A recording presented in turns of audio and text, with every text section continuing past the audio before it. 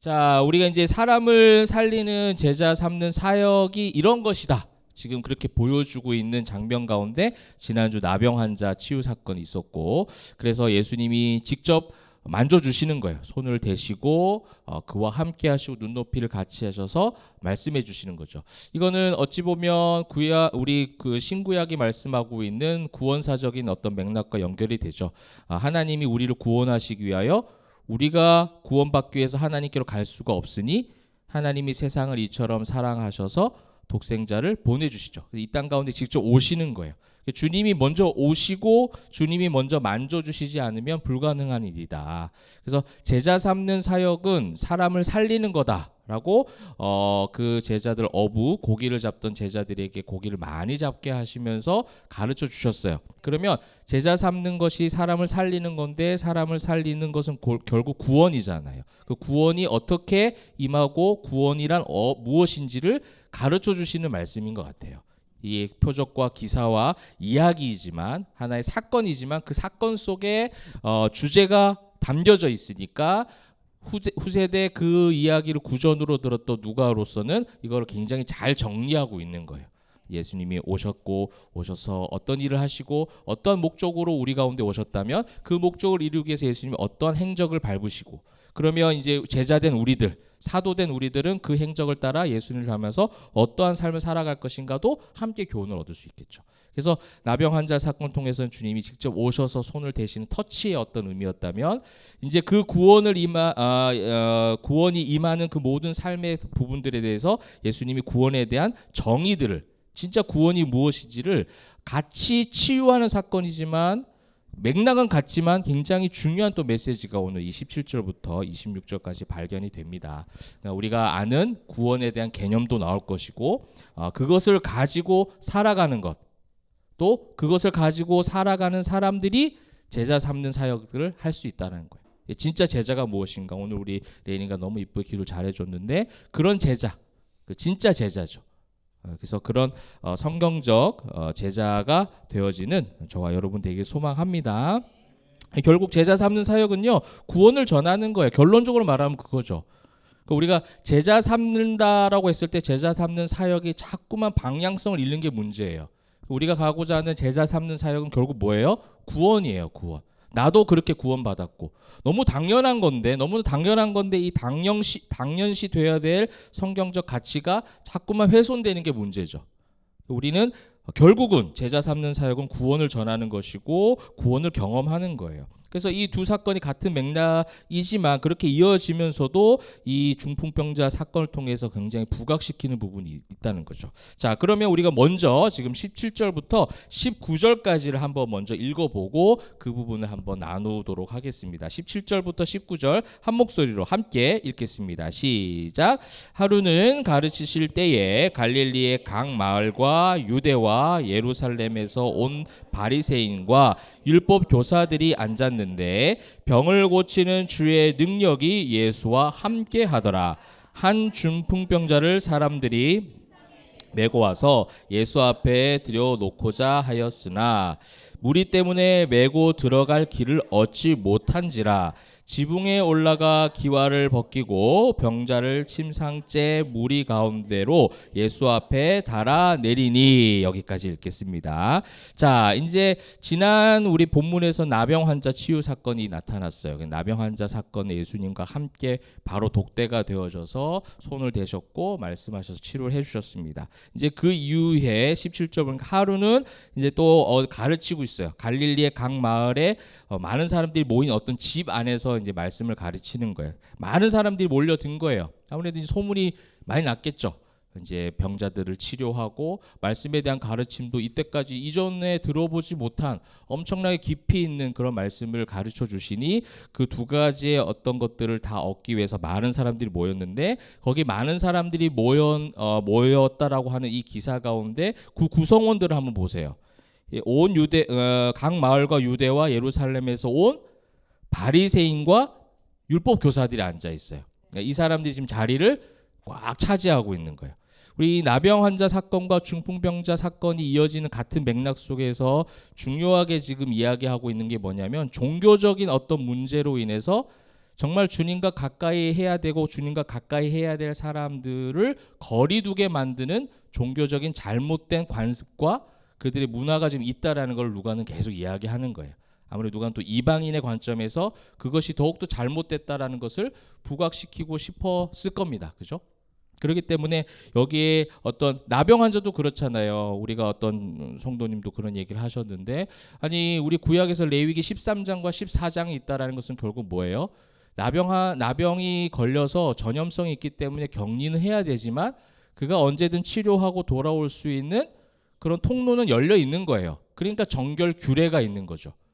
그런데 지금 이 예수님 시대에 와서 보니 아예 접근도 하지 못하도록, 그러니까 정결 규례가 무색할 만큼 그런 정결하게 되어지는 구원의 어떤 의미로 주신 하나님의 그 율법의 그 상식과 율법에 대한 가치관은 다 이제 무너져 버린 거죠. 성경적 율법 가치관, 그죠? 이게 무너져 버리니까 어떻게 합니까? 그냥 완전히 그냥 사람들 사이로 못 오게 만드는 거예요. 그래서 성경에는 그런 사람들도 많이 있어요, 그죠? 뭐 세리들도 못 오게, 어린아이들도 못 오게. 그래서 누군가가 자꾸만 못 오게 만듭니다. 이게 종교적 어떤 거리감이에요. 이게 교회 가운데 너무 많이 있다라는 거죠. 교회에서 선별을 해요. 다 하나님이 되어 있어요. 구원받을 사람, 구원 못 받을 사람, 유력한 사람, 무력한 사람, 유능한 사람, 무능한 사람, 부자인 사람, 가난한 사람, 자꾸 나누어서 그것을 선별하는 것이죠. 이게 종교적인 그런 관습과 문화가 너무나도 지금 심각한 상태에 놓여져 있는 그 시대상을 이야기해 주는 거예요. 그러니 진짜 병자, 진짜 치료받아야 될 사람, 지금 예수님께서 치료하고 다니시는 그 모든 행적들이 소문이 나 있거든요. 그러면 지금 예수님 가까이 누가 더 올 수 있게 해줘야 돼요. 만약 진짜 종교 지도자들이라면 병자들이, 그죠? 병자들이 가까이 갈 수 있도록 해줘야 되는 거예요. 나병 환자들이 오면은 저리 가라가 아니라 예수님께로 오자라고 해야죠. 중풍병자가 오늘 왔잖아요. 중풍병자가 왔는데 지금 들어갈 자리가 없어요. 이게 지금 문제인 거예요. 우리가 예수님께로 오게 하는 데 있어서, 예수님께로 어떤 한 영혼이 오는 데 있어서 절대 어떤 교회적인 부분들 때문에, 종교적인 어떤 우리의 생각 때문에 그것이 그 누군가가 오는 데 있어서 방해가 된다 한다면 그건 우리가 심각하게 고민해야 되는 거예요. 저 역시도 목회자로서도 그렇고 가장 위험한 그런 직분이죠. 저도 제 말 한마디에, 저의 어떤 행동 자체에 그 예수님께로 오고자 하는 한 영혼을 멀리하게 만들 수 있는, 근데 이건 저만 그런 건 아니잖아요. 우리 모두가 우리 다 성전된 성도들로서 여러분들이 특별히 일상에서 그런 거예요. 또 특별히 가족과의 관계도 마찬가지죠. 그죠? 근데 그것 때문에 우리가 너무 막 움츠려들 필요는 없지만 항상 이제 그런 생각들을 할 수 있어야 되는 거죠. 그런 지혜를 하나님께 구해야 되는데, 지금 나병 환자도 중풍병자 사건도 마찬가지로 통일되어지는 그런 어떤 연결성, 맥락은 뭐냐면 종교적인 거리가 지금 생기게 만들었다는 거죠. 예수님께로 오지 못하게 하고 종교인들을 등장시키면서 그들 때문에 정말 예수님이 필요한 사람이 들어오지 못하게 지금 만든 상황 가운데 놓여져 있는 거예요. 그러니까 이게 뭐냐면요, 항상 늘 내부가 문제예요. 내부가. 그죠? 교회를 못 다니게 하는 거는요, 스님이 아니더라고 보니까. 그죠? 불교 신자가 아니에요. 타종교 사람도 아니고 교회 바깥에 있는 사람이 아니라 예수님을 진짜 믿지 못하게 하는 사람은 늘 어디에 있어요? 교회 안에 있어요. 교회 안에. 우리 포에마 교회가 같이 저와 함께 열심히 기도하고, 그래서 우리의 말 한마디, 우리의 행동 이런 것들을요, 교회 왔을 때 물론 자유하는 신앙을 우리가 가지지만 늘 그런 것에 대해서 신경을 어느 정도는 쓸 수 있어야 돼요. 그죠? 나로 인해서 나의 어떤 행동을 통해서, 나의 언어를 통해서 이것이 시험의 요소가 되지 않도록 늘 조심할 수 있는 것. 그것도 사실은 필요하죠. 왜냐하면 사단이 어느 순간에 그렇게 할 수가 있거든요. 그죠? 교회적으로 그렇다면 성전된 성도님, 여러분들 각자도 마찬가지입니다. 여러분들을 가장 힘들게 하는 건 뭐냐면 여러분 내부 안에 있는 사단이 주는 부정적인 생각과 심리들이에요. 그런 걸 두려워하게 만들죠. 그런 내 안에 있는 부정적인 생각들이 오히려 주님과 가까이 갈 수 있는 것들을 멀게 만드는 건 뭐냐면, 우리는 자꾸만 환경을 탓해요. 옆에 있는 이 사람 저 사람을 탓하는데 그게 아니라 늘 뭐가 문제예요? 내 안에 있는 그런 부정적인 생각들이 문제라는 거예요. 그 사단이 심어주는 생각에 쏠리게 만드는 내 안에 있는 심리가, 내 안에 있는 생각이 더 우리를 힘들게 만든다는 거죠. 그래서 여러분 우리가 하나님께서 세상을 이처럼 사랑하사 이렇게 해서 보내주셨는데 우리는 늘 그런 얘기하잖아요. 세상의 교회를 미워하고 세상의 교회를 핍박하고 이렇게 얘기하는데 지금 시대는 어떤 것 같아요? 교회가 세상을 미워하는 시대가 돼버렸어요. 이건요 어느새 사단이 쳐놓은 올무에 지금 교회들이 다 빠져버린 거예요. 그죠? 차라리 세상의 교회를 미워하는 거는 교회사적으로 더 큰 은혜와 교회가 흥왕하고 성령이 충만해지고 이런 역사가 있었는데 그렇게 해서 덩치가 커지고 어느 순간에 종교적 자유가 생기고 머리도 커지고 많은 것을 알게 되어지는 그런 어떤 우리가 성장했다 부흥했다라고 하는 때가 오니까 지금 어떤 모습으로 확 변모했냐면 교회가 세상을 더 미워하는 거예요. 그래서 거리를 자꾸 두게 만드는 거죠. 되는 사람 안 되는 사람을 자꾸만 하는 거죠. 그래서 굉장히 공격적으로 변해요. 굉장히 전투적이고 폭력적이죠. 이런 부분들을 우리가 이런 시대상을 바라보면서 성전된 저와 여러분이 많이 기도하고 그죠? 또 우리가 그 역할들을 여러분들이 감당해 주세요. 그죠? 그런 부분들이 이제 우리가 17절부터 19절 지금 이 무리를 메고 들어갈 길을 얻지 못했대요. 이게 그냥 써놓은 게 아니라는 거예요. 길을 터줘야죠. 그죠? 누군가가 우리 교회에 와가지고 연약한 영혼이 있고 아직 모르는 사람이 있으면 그 사람에게 초점을 맞춰서 해주는 게 맞아요. 근데 여러분 어떤 생각이 들까요? 왜 저 사람한테 더 잘해주지? 왜 목사님 저 사람한테 더 신경 써주지? 나한테 아까 그냥 인사하고 지나가는데 저 사람하고 대화를 더 길게 하시네? 막 이런 거. 이게 뭐예요? 이게 바리새인 율법인 거예요. 종교적 거리를 괜히 두는 거예요. 근데 그거는요 예수님의 사랑이 우리 안에 결핍이 되면 그럴 수밖에 없어요. 그래서 저는 여러분들에게 절대로 사랑을 못 채워줘요. 기대하지 마세요. 저는 안 할 거예요. 저는 그런 사람이 아니에요. 부족하고 연약하고 저도 예수님 사랑이 필요한 사람이기 때문에 제가 늘 기도하는 건 뭐냐면 그냥 여러분들이 예수님의 사랑으로 만족하기를. 그죠? 누군가 좌우 옆에 있는 사람들을 통해서 물론 우리 그런 공동체도 필요해요. 네, 그거는 제가 극단적으로 얘기하는 건 아니에요. 하나님 사랑하면 모두 해야 돼요. 내 이웃을 내 몸과 사랑해야죠. 그 율법적 균형은 맞춰가야 됩니다. 근데 궁극적으로 우리가 추구하고 바라는 것은 뭐예요? 결국 내 안에 예수님의 사랑이 충만하게 채워지기를. 이게 되어지면 서로 샘낼 것도 없고 그죠? 다 좋은 거죠. 다 친절을 베풀 수 있고 다 사랑해 줄 수 있는 거예요. 이제 그런 부분들이 지금 이 중풍병자 사건을 통해서 지금 보여주는 겁니다. 자 여기 지붕을 뜯고 내렸다고 하잖아요. 그걸 한번 이미지로 한번 보여드릴게요. 이게 이스라엘의 가옥입니다. 그러니까 이스라엘의 지금 이 집이에요. 집. 여기서 이제 여기 안에서 다 똑같이 생기지 않았지만 보통 이런 구조라는 거. 옆에 지붕에 올라가서 뭘 일을 좀 많이 해요. 이스라엘 사람들이. 그래서 지붕으로 올라간 옆 계단이 있어요. 그러니까 아마 추정하기로는 저 계단으로 메고 올라갔겠죠. 저런 게 없으면 어떻게 그걸 올라갔겠습니까? 그죠? 이제 저런 데 안에서 이제 이야기를 막 하고 있으면 저 계단으로 해서 올라가면 이제 지붕의 형태가 어떤지 한번 보여드릴게요. 자, 이런 형태예요. 우리 오늘 성경에 보면은 번역 성경을 해놓고 뭐 기와를 이거 한국 버전이죠, 그죠?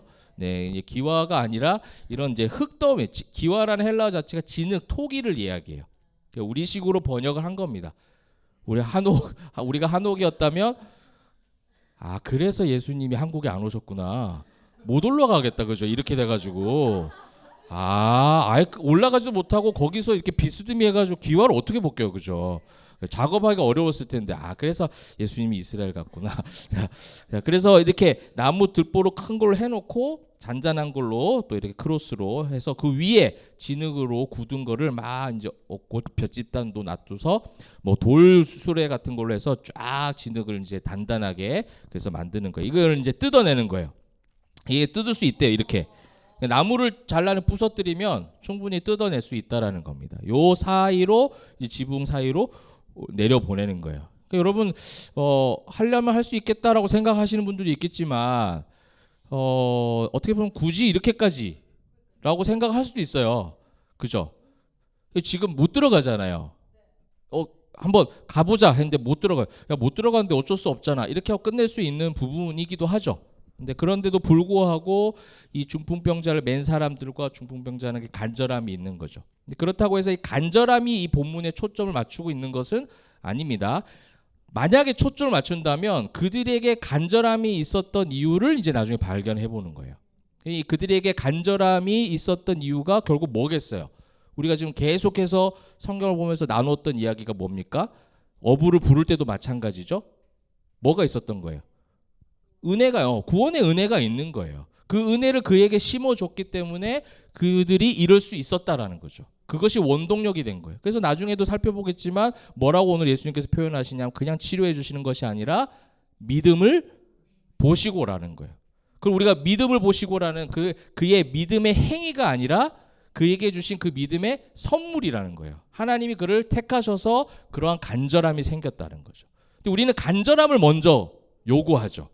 간절함을 먼저 가르쳐요. 그러면 하나님께서 뭐 하신다? 역사하시고 치료해 주신다. 이렇게 가버리는 거죠. 요 순서를 성경적으로 여러분들이 성경에 그런 식의 맥락으로 번역이 돼 있다 해도 이건 번역 성경이기 때문에 여러분들이 구원에 대한 확실한 은혜와 또 그런 어떤 부분들을 잘 생각을 하셔서 보시면 좋을 것 같아요. 자, 그렇게 해서 기와를 벗기고 병자를 그 상태로 무리 가운데로 달아내리는 겁니다. 달아내릴 때도 저는 뭐 상상해 보니까 그래요. 종교 지도자들이 어떻게 했을까요? 그리고 막 그 달아내리면 지붕에서 뭐 어떻게 될까 막 흙더미하고 뭐 잘라내고 뜯어내면 그 어떤 부산물들이 막 안으로 떨어졌을 거예요. 그럼 뭐 우리가 바리새인 생각해 보면 우리 여기 지금 지붕을 누가 뚫어 막 뚫고 내려오면 뭐라고 하겠어요? 와, 저들의 믿음을 보시고 막 이렇게 할까요? 에이, 진짜 뭐야 저거? 저 막아, 쫓아내! 하고 막 난리를 부렸을 것 같아요. 그 상황에서. 그죠? 이제 그런 분위기가 막 지금 형성이 되고 있는 가운데 그들의 간절함이 또 그들에게 있었던 믿음은요, 예수님을 만나기 위해서 이렇게까지 하게 된 거죠. 이것이 어떻게 보면 은혜죠. 이런 사람들이 있어요. 이런 간절함을 모두가 갖고 있지는 않죠. 그래서 이런 믿음을 소유하고 이런 믿음을 선물로 받은 저와 여러분 되시기를 주님으로 축복합니다. 이게 우리에게 있는 가장 큰 축복인 것 같아요. 이런 간절함과 이런 주님을 만나고자 하는 이런 마음이 매 순간 어떠한 상황에서도 모든 상황 속에서도 내 영혼이 확정되었다는 표현이 그거잖아요. 그죠? 내 마음 가운데 늘 주님을 바라보고자 하는 그 간절함. 이것이 우리에게 있는 가장 큰 복이라는 거죠. 자, 그렇다면 이제 그렇게 달아내렸습니다. 그 다음 20절 21절 볼게요. 예수님께서 그 달아내린 사람에게 하신 말씀 우리 한번 살펴볼게요. 20절 21절 시작. 예수께서 그들의 믿음을 보시고 이르시되 이 사람아 죄 사함을 받았느니라 하시니 서기관과 바리새인들이 생각하여 이르되 이 신성 모독하는 자가 누구냐? 오직 하나님 외에 누가 능히 죄를 사하겠느냐? 아멘. 자, 20절 21절에서 우리가 발견할 수 있는 부분이 있죠. 어떤 것이 지금 키워드일까요? 죄 사함이에요. 죄 사함. 그죠? 여기서 이제 등장 나병 환자 사건에서 없었던 이야기가 하나 이제 나오기 시작하는 겁니다. 예수님의 제자 사역, 사람을 살리는 그 사람을 취하는 그 사역 가운데 가장 중요한 구원의 단계가 뭐냐? 죄 사함이에요. 죄 사함. 그죠? 그러니까 한마디로 오늘 구조를 한번 말씀을 먼저 드리면 20절 21절 예수님 자체가 구원이잖아요. 그러니까 20절 21절까지는 십자가 구원, 그 보혈, 죄 사함에 대한 이야기가 나와요. 그리고 나중에는 우리가 나중에 살펴볼 겁니다. 그에게 뭐라고 말씀하냐면 그걸 보고 일어나 가라. 일어나 가라라는 일어나라는 표현을 써요. 그래서 오늘 말씀 제목이 뭐냐면 죄 사함 받고 일어나다예요. 그럼 이거를 우리가 성경적 신학적 표현하면 뭐예요? 십자가와 부활인 거예요. 그러니까 이 중풍병자 사건을 통해서 지금 이야기하고자 하는 그 구원의 메시지, 구원이라 하면 당연히 뭐가 와야 되는 거예요? 십자가 죄사함이 와야죠. 십자가 죄사함으로 우리는 죽은 거예요. 죄사함이라는 십자가 죄사함이라는 그 전제는 뭐냐면 우리는 생명을 잃은 죄인들이다. 죽었던 자들인 거예요. 근데 예수님이 오셨다는 것은 그것으로 끝나는 것이 아니라 지금 병을 치유해주는 이 사건을 통해서 계속 간접적으로 메시지를 던지시는 건 뭐냐면 이 병자들이 치유가 돼서 그다음 어떤 이미지를 보여줬어요? 일어났죠. 일어나서 자신의 일상으로 돌아갔어요. 하나님께 영광 올려드리고 이거를 하시기 위하여 오셨다라는 것을 지금 계속 가르쳐 주는 거예요. 단순하게 중풍병자 고치고 중풍병자와 그 사람들의 간절한 믿음 그거를 보시고 고치셨다 이런 어떤 적용 중심적 메시지가 아니라 예수님을 철저하게 드러내고 있는 지금 사건이라는 거예요.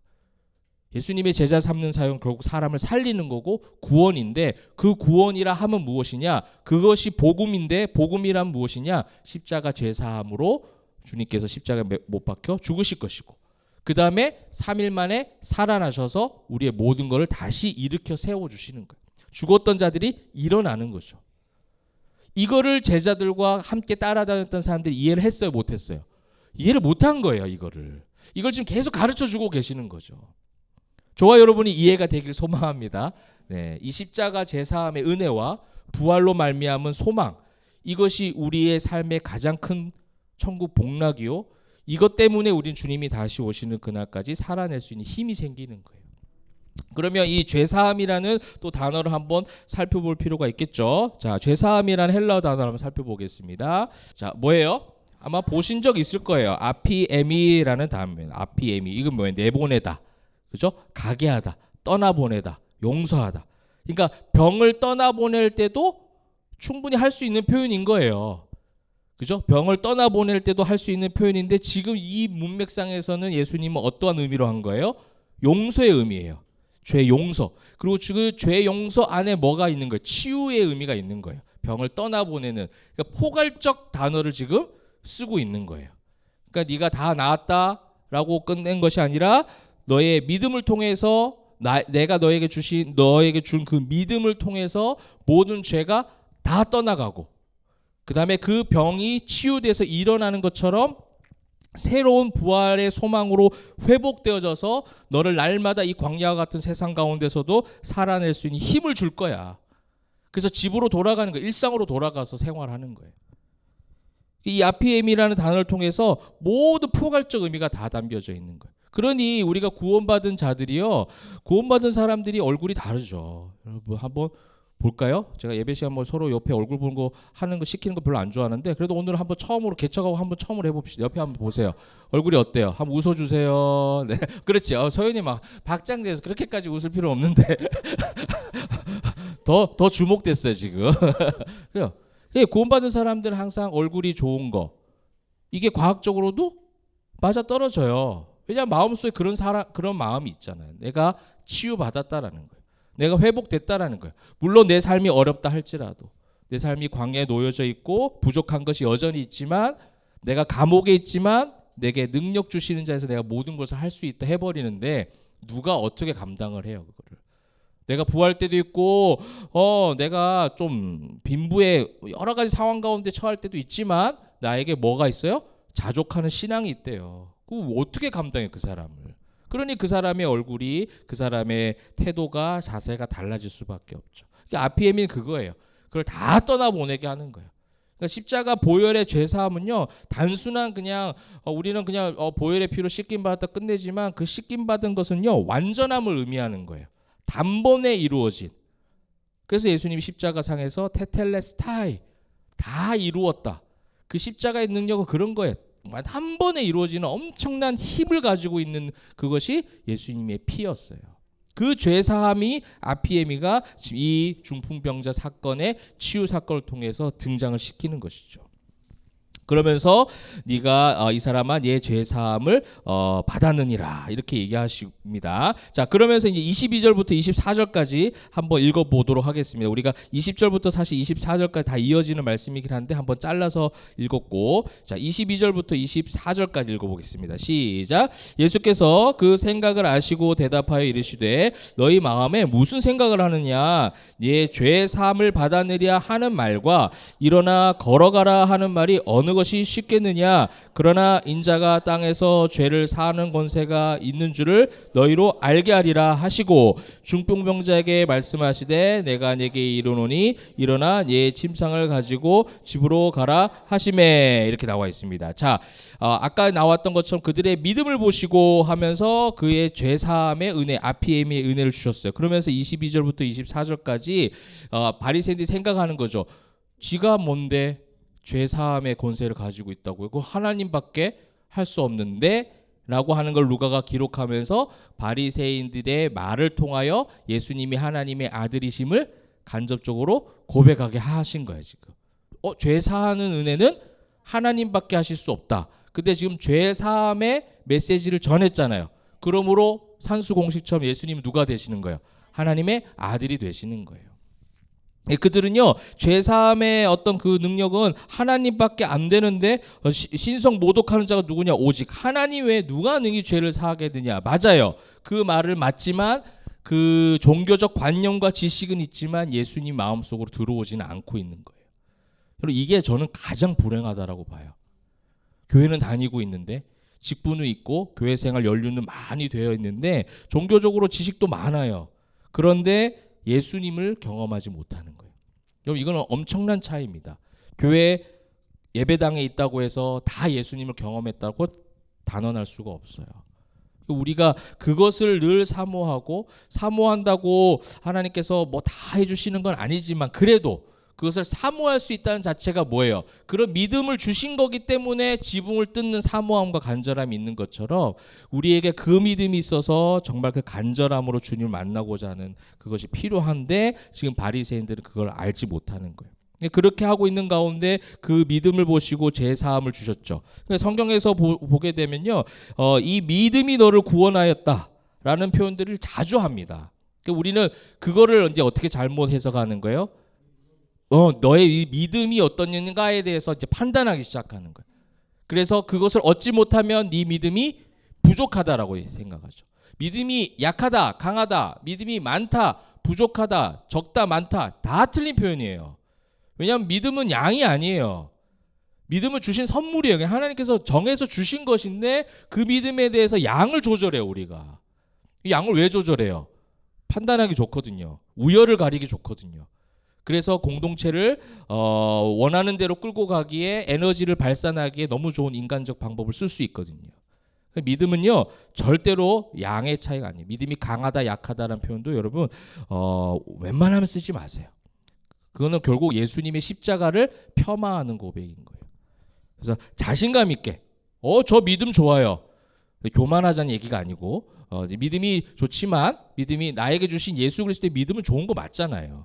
그런데 내가 아직 연약해서 여전히 부족한 부분들이 많이 있다라고 말하는 건 좋은데 너무 저는 믿음이 약해요, 믿음이 없어요, 막 그렇게 자꾸 겸손한 것처럼 그 겸손한 척하더라고. 그런 분들을 보면 그런 얘기를 너무 많이 과하게 하실 필요는 없어요. 하면 안 돼요. 그건 예수님에 대해서 폄하하는 거죠.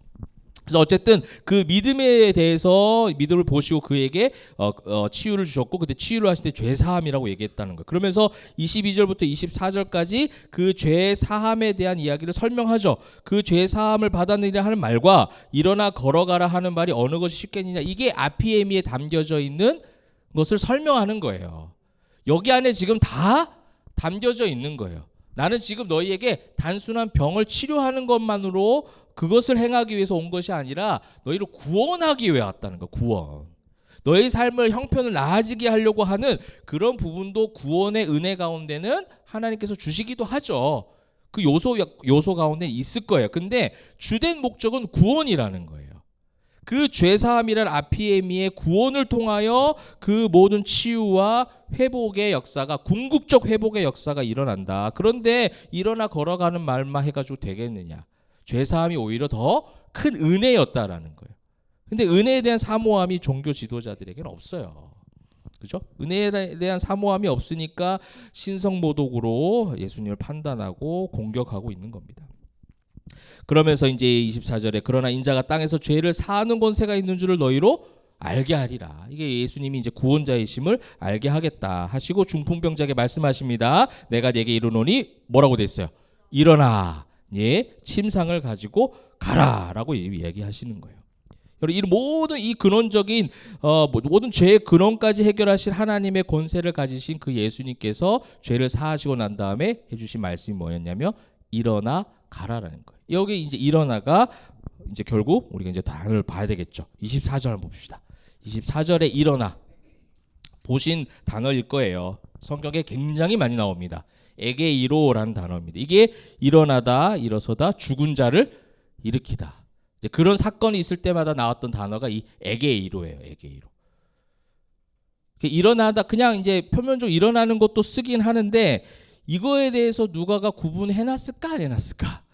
해놨어요 이거를. 그러니까 이게 부활을 강조하기 위한 것이다라는 것을 똑같은 일어나는 상황 가운데서 예수님께서 일어나 네 침상을 가지고 가라, 집으로 가라라고 했을 때는 요 단어를 썼어요. 그러면 다르게 쓴 일어나가 있겠죠. 어디 있겠어요? 25절. 누구예요? 채은이. 잘했어요. 채은이 한번 주세요. 자, 그 사람이 그들 앞에서 곧 일어나 그 누웠던 것을 가지고. 그들이 누구예요? 중풍병자를 데리고 왔던 사람들이겠죠. 근데 그 사람들이 그냥 자리에서 일어나는 것으로 지금 표현한 단어가 있는 거예요, 여기에는. 그러니까 아까 그 일어나 에게이로는요, 아까 죄사함 아피에미에 담겨져 있는 의미처럼 병치유도 있고 죄사함도 있고 십자가 구원의 은혜가 그건 거예요. 부활은 또 뭐냐면 에게이로, 부활, 완전하게 죽은 것에서 살아나는 그 부활이라는 단어를 쓰는 에게이로를 사용하면서 자리에서 일어나는 것도 함께 쓰고 있죠. 그런데 25절에 누가는 그걸 구분해놨어요. 25절 일어나 봅시다. 완전히 다른 단어예요. 이거 라이즈예요, 라이즈. 진짜 그냥 앉았다가 사람 몸이 일어나는 거 있죠. 죽었다가 살아나는 단어가 아니에요, 이거는. 아니스테미. 그러니까 중풍병자와 그 사람들이 그 자리에서 주님이 일어나 가라 했으면 아까 예수님도 그렇게 말씀하시면 되잖아요. 아니스테미를 사용해서 네 침상을 가지고 가라. 그리고 아니스테미해서 갔다. 이렇게 얘기하면 뭐 부활을 얘기하기 조금 억지스러운 해석이 될 수도 있어요. 근데 예수님께서 일어나 가라고 했을 때 일어나를 단어는 에게이로를 썼고, 그 다음에 설명하는 자리에서 일어났다라고 하는 그 표현을 쓸 때는 아니스테미로 누가는 지금 구분해 놓은 거예요, 지금. 그래서 구분을 하면 뭐에 강조점이 더 생겨요?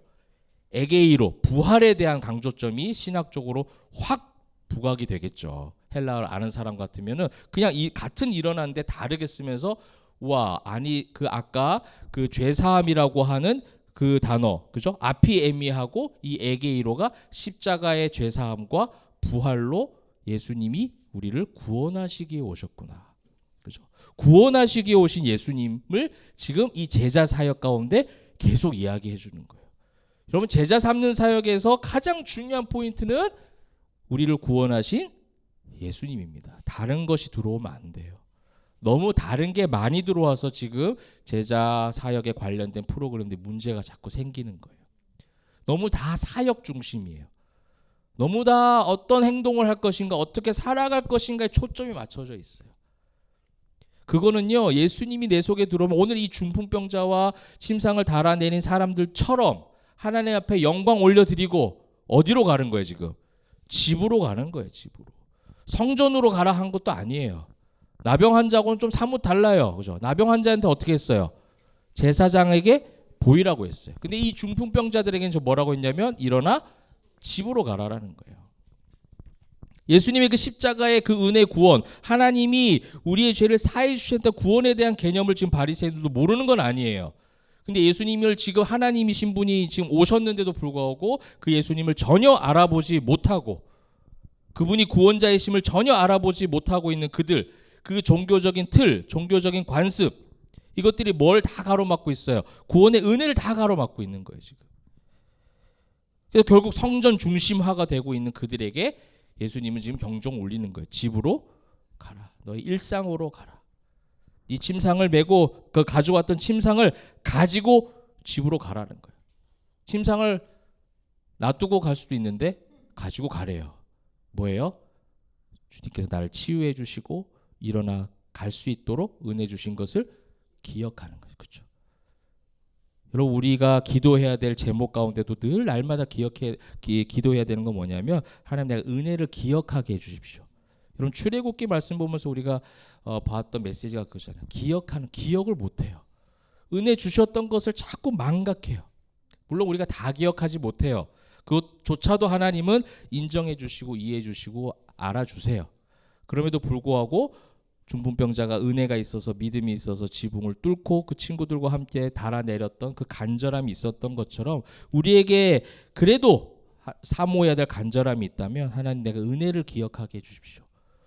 예수님께서 나를 죄를 사해 주시고 부활시키셔서 일어나 걸을 수 있도록 주님이 다시 오시는 그 순간까지, 이때까지 삶의 여정을 보니 주저앉고 싶을 때도 있고 포기하고 싶은 상황 가운데도 있었고 삶에 대해서 회의감이 들 때도 있었지만 그 순간에도 나를 좌절하지 않게 다시 일어나 걸을 수 있게 해주신 그 은혜, 이것이 그 모든 죄사함과 일어나라는 그 단어 가운데 다 포함되어 있는 거예요. 이걸 지금 예수님이 중풍병자를 치유만 하고 보내도 되는데 치유하는 사건 가운데에서 예수님이 그걸 위해 오셨다라는 구원의 메시지를 지금 전하고 있는 겁니다.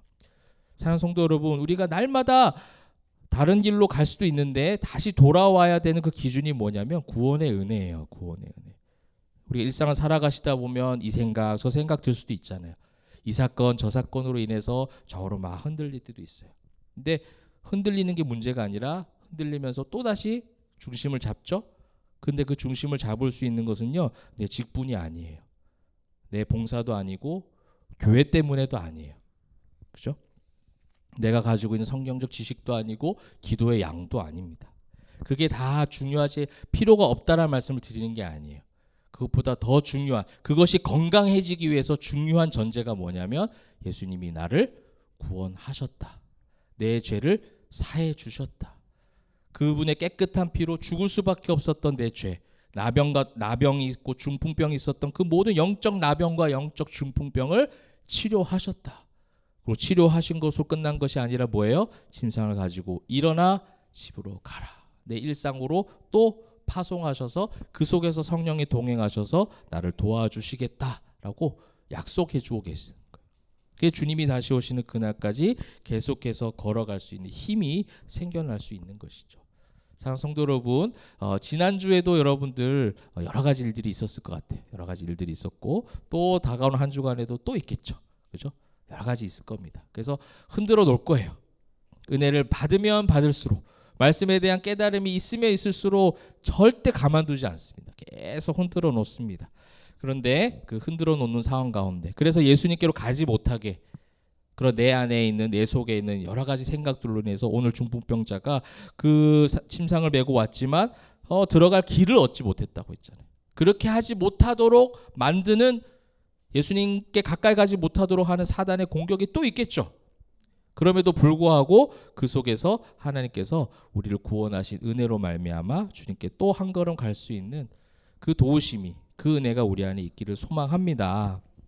그의 병이 나아서 벌떡 일어나는 아나스테미로 사람들은 다 놀라서 이제 뭘 하냐면요, 영광을 올려드려요. 자, 25절 26절 한번 볼게요. 25절 26절 마지막으로 보겠습니다. 시작. 그 사람이 그들 앞에서 곧 일어나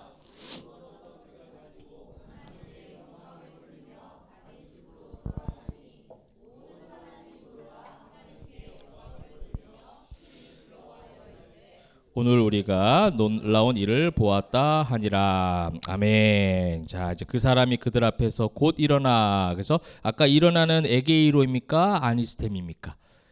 네, 아니스템입니다. 그냥 일어나, 이건 이제 일어나는 장면을 묘사했기 때문에 에게이로랑 다르게 표현했습니다. 그래서 그 누웠던 것을 가지고 하나님께 영광을 돌리며 자기 집으로 돌아가니. 그죠? 오늘 여러분 하나님 앞에 영광 올려드리고, 그렇죠? 그런 어떤 죄사함의 은혜로 하나님 앞에 엄청난 은혜를, 아피엠의 은혜를 경험했고, 그 다음에 방금 얘기했던 것처럼 아니스테미, 부활의 은혜를 경험했다면 영광 올려드리고 여러분 일상으로 또 힘있게 돌아가십시오. 그래서 그 일상에서 잘 또 하나님의 동행하심으로 살아내셔서 영광 올려드리는 저와 여러분 되시기를 주님의 이름으로 축복합니다. 말씀을 맺도록 하겠습니다. 방금 25절과 26절 읽었어요. 내용이 비슷하죠? 자, 근데 우리가 이 내용을 누가는요, 마가복음에 있는 기사를 참고해서 썼거든요. 네, 마가복음에는요 26절은 없어요. 25절까지만 되어 있습니다. 근데 누가는 지금 26절까지 기록하고 있어요. 그 차이를 한번 볼까요? 비슷하죠? 침상을 내린 사람들, 그 다음에 중풍병자는 어떻게 했냐면 하나님께 영광을 올려드리며 자기 집으로 돌아갔습니다. 그 다음에 26절에 모든 사람이 놀라 어떻게 했어요? 똑같이 또 하나님께 영광을 돌렸습니다. 심히 두려워하여 이르되 오늘 우리가 놀라운 일을 보았다 하니라. 그 모든 사람들은, 이 사람들은 이제 종교 지도자들도 포함이 되겠죠. 거기에 주로 그런 사람들이 많이 있었기 때문에. 여러분, 둘 다 하나님께 영광을 돌렸다라고 표현하지만 여기는 참 사실은 묘한 차이가 있는 거예요, 지금. 그죠? 그러니까 이 죄 사함과 그다음에 이 아니스템이 이 부활의 어떤 은혜를 가지고 있는 그런 상황 가운데 그걸 가지고 일어나 집으로 간 사람하고 지금 약간 다른 표현에 뭐가 여러분들 좀 거슬리세요? 뭐 거슬린다고 말하면 좀 그렇지 뭐가 좀 다르게 좀 보여지십니까? 심히 두려워하고 그죠? 놀라운 일을 보았다. 그러니까 늘 이러고만 있어요. 늘 놀라고 늘 두려워하기만 해요. 그죠? 그러니까 좋은 일이 있어도 놀라고 두렵고 나쁜 일이 있어도 놀라고 두렵고 평생 놀라고 두렵고 놀라고 두렵고 이렇게 살아가는 거예요. 털털 털고 침상 가지고 가자 이런 모습인데 25절은 하나님께 영광 올려드렸고 똑같이 하나님 영광 올려드렸어요. 표면상으로 그랬다라는 거예요. 그러니까 종교적으로 하나님 앞에 영광 올려드린 것과 진짜 죄사함으로 병이 치료받고 일어난 자들 부활의 어떤 은혜를 경험한 자들과의 그 모습은요 달라요. 예배는 똑같이 할 수 있을지 모르지만 어디서 달라집니까? 여러분의 삶의 모습에서 달라지는 거예요. 삶의 현장에서 달라지는 거예요. 부모로서 또 부부관계 안에서 그 자식 간의 관계, 직장 동료들과의 관계, 일상의 모든 삶에 엮어지는 모든 상황 가운데 거기서 십자가의 죄사함의 능력과 부활의 능력, 부활의 소망이 거기서 나타나기 시작하는 거예요. 내가 정말 죄사함 받아서 정말 병을 치료받은 영적으로 나병과 중풍병이 있었지만 그 모든 것을 치료함 받은 사람다운 힘찬 일어남이 있는지 아니면 그냥 다른 사람들 이야기야 다. 그래서 그걸 보고 뭐예요? 늘 보고 놀라고 두려워하고 놀라고 두려워. 그것만 하고 있는 거예요. 사랑하는 성도 여러분, 여러분의 이번의 일상은요 놀라고 두려울 만한 일들이 또 있겠지만 그 속에서 다시 한번 일어날 수 있는 축복이 있길 소망합니다. 그 속에서 일어날 힘을 하나님이 주시기를 축복합니다.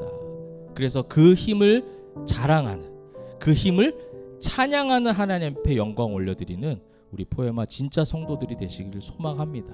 이 승률, 이 영적 승률이 반복해서 쌓이다 보면요 사단이 어떻게 할 수가 없어요.